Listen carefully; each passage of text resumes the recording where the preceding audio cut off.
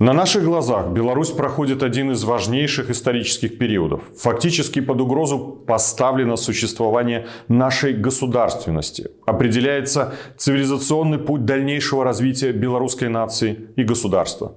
Исходя из вышеизложенного, командой Народного антикризисного управления ранее было предложено проведение Конгресса белорусов, на котором необходимо обсудить и принять стратегические решения для защиты государственности и дальнейшего развития независимой Беларуси.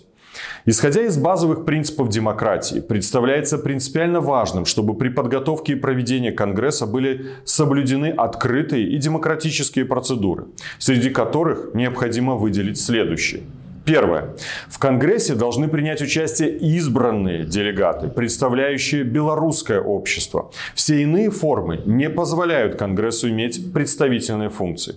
Второе. Повестка Конгресса должна пройти предварительно максимально широкое и публичное обсуждение и быть определена путем рейтингового голосования.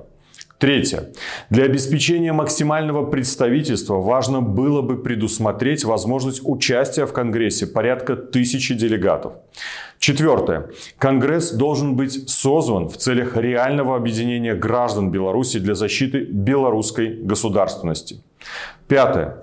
Решения на Конгрессе должны приниматься принципом получения одобрения большинства делегатов.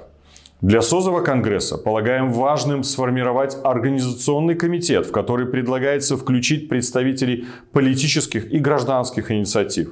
Решение о создании оргкомитета может принять Координационный совет. Как гражданин Беларуси предлагаю включить в повестку дня Конгресса следующие вопросы. Первое. Создание национально-вызволенчего руху Беларуси. Второе. Формирование национального органа власти Беларуси.